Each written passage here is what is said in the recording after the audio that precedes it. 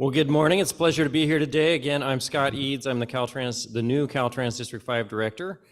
And for those of you who are not familiar with Caltrans, we own and operate the state highway system. And Caltrans District 5 covers the 5-county area of Santa Barbara, San Luis Obispo, Monterey, Santa Cruz, and San Benito counties. And San Luis Obispo is our district office. This is our home. All of the project development activities that occur in this 5-county area are housed here. So I've been in this role, I'm new to this role. I've been here about 5 months in this role. And just to make sure I did not get a big head about my new position, I was asked to come here and speak to you on the topic of public restrooms on the state highway system. So who couldn't go wrong with that topic this morning? So we own 3 roadside rest areas in District 5. So we have one down in Gaviota. It's called the Gaviota Roadside Rest on Santa Barbara 101. It's currently closed. That we have a one on 46 East in Shandon Roadside Rest. It's currently open, operating well. You're welcome to stop by, use the facilities anytime, and it's a great experience.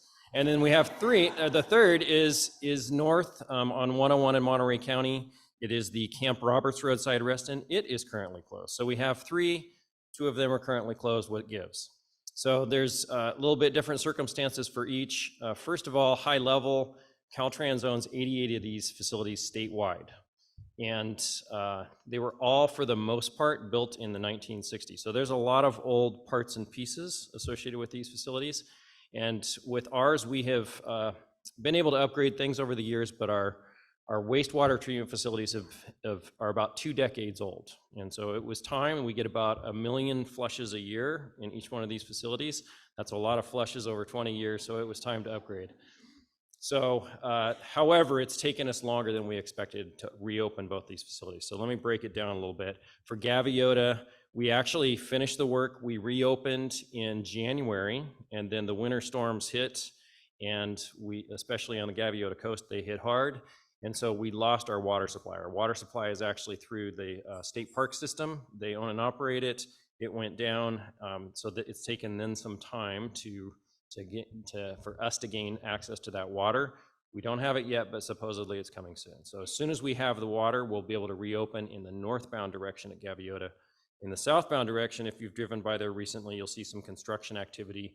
We have our own emergency project where the creek there eroded the shoulder and is eroding under 101. So we're in there installing a retaining wall right now.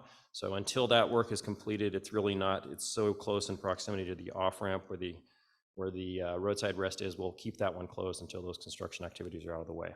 So that's Gaviota. Moving up to Camp Roberts, we have an electrical system that's keeping us from reopening. We have completed the wastewater work. The great news for us is that just this week we received power, so it's back on. So that means we can go ahead and test and make sure the facilities are ready to operate.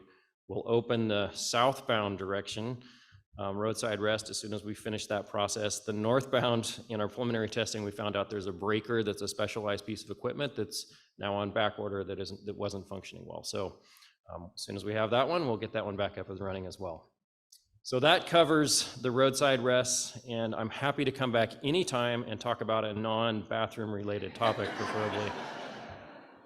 I don't know if I have time for 46 East. Just super quickly, there's a lot of construction activities ongoing out there. If you've driven it recently, we're making a lot of exciting progress. There's one more piece that we're still seeking funding for, which we call the Antelope Grade, but the Y, which we're calling the Y segment, is now fully funded. We're building an overpass there so that you don't have to make a left turn across high-speed traffic. So that's going to be a huge improvement, and we're making great progress out there. I think that covers my topic. And what's that? How's Highway 1? Oh, Highway 1, super quickly. Highway 1 is, again, winter storms hit us very hard. A lot of closures on Highway 1 due to floods and washed out culverts and other facilities. So it's been a challenge. However, we've continued to make progress in addressing these incrementally. There's now one really big slide that we're still working on. It's called Paul's Slide. It's just beyond Limekiln State Park.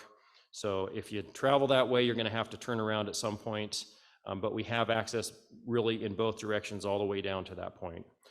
It's a huge slide. There's just thousands of cubic yards of material that we need to move. So we're making progress, but we expect it won't be open until later this year, probably late fall. Thank you much. Have a great day.